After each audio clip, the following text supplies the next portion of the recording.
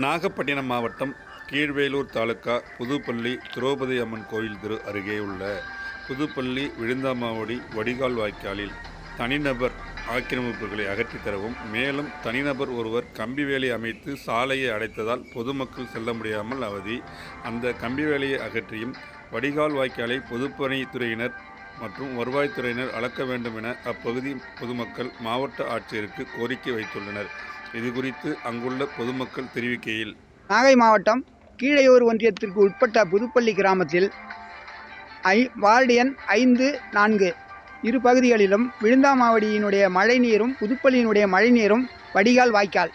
இதை இரு கரைகளிலும் மரங்களை வேறு அரிக்காமல் மண்ணரிக்காமல் நட்டோம். அதனை ஒரு தனிப்பட்ட நபர் சுமார் 30க்கும் மேற்பட்ட பனைமரங்களையும் மற்ற மரங்களையும் அகற்றிவிட்டு கம்பிவேலி அமைத்துள்ளார். இதை மனுவாக மனுநீதி நாளில் கொடுத்தோம். அதற்கு எவ்வித நடவடிக்கையும் இல்லை. 2வது மனு கொடுத்தோம், அதற்கும் இன்னும் பதில் இல்லை. 3வது மனுவாக ஒன்றை கொடுத்தோம். அதற்கு ஜெயலட்சுமி மேடம் பணம் கீவலூர் சென்று பணம் செலுத்திவிட்டு வாருங்கள், கிளியர் பண்ணுகிறோம் என்று சொன்னார்கள். அதை நான் சென்று பணம் 800 ரூபாய் கட்டி பில்லை கீவலூர் வட்டாட்சியரிடம் கொடுத்து வந்தளித்து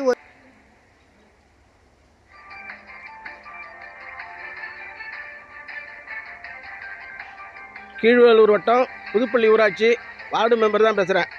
அதாவது இந்த வடிகால் வாய்க்கால் விழுந்தமாவடி புதுப்பள்ளி 2 கிராமத்தை உள்ளடக்கி வடிகால் தண்ணி வசதி கரை புரண்டு ஓடும். இதை பக்கத்தில் உள்ள நிலக்காரவங்கெல்லாம் ஆக்கிரமிப்பு பண்ணி மரங்களை வெட்டியும் வாய்க்காலை துத்தும் கம்பி வேலி போட்டும் இடத்த குறுக்கி கொண்டு வந்துட்டாங்க. அதனால் இந்த வாய்க்காலை வட்டாட்சியரோ தமிழக அரசு எல்லாரும் சேர்ந்து இந்த நடவடிக்கை எடுத்து இந்த வடிகால் வாய்க்காலை தூர்வாரி அகலப்படுத்தி நடைபாதையும் ஏற்படுத்தி தருமாறு கேட்டுக்கொள்கிறோம். என் துரைராஜ்.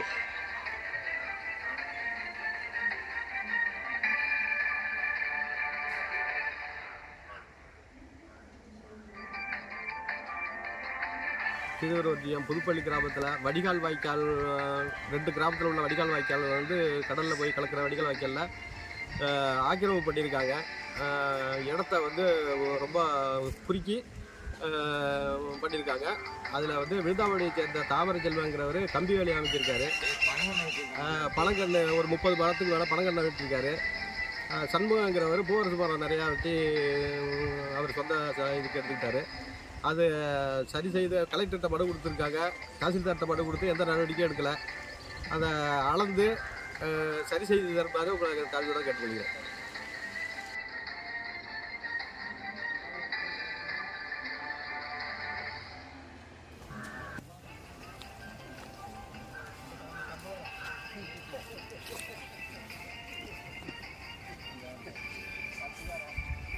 சொல்லுங்க.